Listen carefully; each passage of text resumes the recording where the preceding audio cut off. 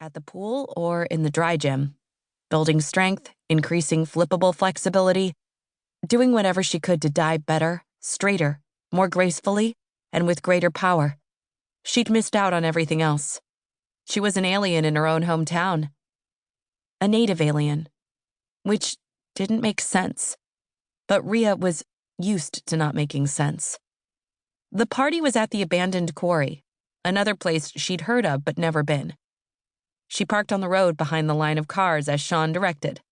"It's going to be great," he said. "It's like a kickoff for our senior year." Ugh. She'd been so busy not diving, she'd forgotten to dread the start of school. Sean led her along the sandy roadside, then stopped where the fence was bent. He held it out for her to slip through. Walking along the gravel path, she could hear the party before she could see it. She followed him around a large boulder, stepping into a wide-open space. "Whoa," she said, taking in the view of an enormous gaping hole. The rough rock walls glowed in the late afternoon sunshine. "Right? I told you everyone would be here." Ria turned her attention to the crowd gathered on the patchy grass and sandy field. She didn't know everyone, not like Sean did. She didn't know much of anyone beyond her tight circle of teammates. Ex-teammates. She'd only met Sean because he worked as a lifeguard at the Aquaplex, her old home. He was on the high school's swim team, part of the pack mysteriously willing to splash their way back and forth for miles of straight lines. He'd been one step out of Coach Benny's circle of forbidden relationships. Teammates were always off limits for romance. She watched Sean and his friends slap, smack, and crash their hellos through high fives, head whacks, and chest bumps. She'd invited Maggie to come today, too, but at the last minute, Benny called a board meeting at the pool, code word for an in-team meet. They'd compete against each other at the mercy of his fickle scoring, with rewards and punishments doled out on the deck. He'd probably heard about the party and wanted to keep his team close and out of trouble. Ria, on the other hand, was now free to get in as much trouble as she wanted. "Let's go find the keg," said Sean. There wasn't any order to the party. This was nothing like the picture of a party she'd had in her head.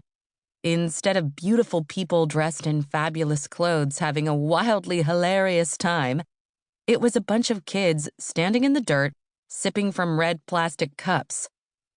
Of course, no one had set up a table for gourmet hors d'oeuvres or even pointless potato chips.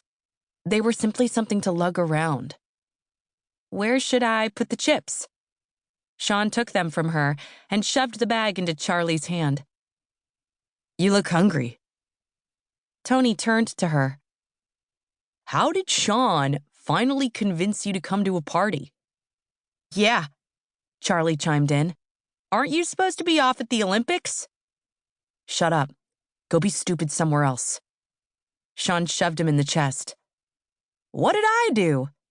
"Nothing," said Ria, hating that Sean felt the need to protect her and hating more that she needed him to. "Go get a drink," she said to Sean. "I'm going to go look at the hole." As she turned and walked away, she heard Tony say, "But the a-hole is right here." "Shut up," protested Charlie. "I am not." "You're not here? Am I hallucinating?"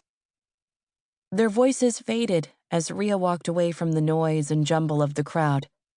She stood at the edge and looked down, past the sheer face of brown and red-streaked rocks, down to the jagged shelves of cut cliffs, and into the water. It looked deep, dark, and blue. Still. Not a ripple or wrinkle anywhere.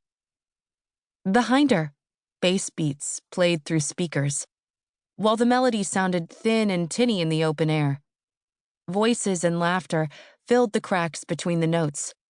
She tilted her head and squinted, trying to imagine how the steep walls would look from below. She wondered if the sky would look like water.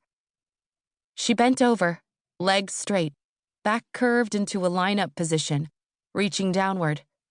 A gust of wind hit the back of her legs, and with it, quick and surprising,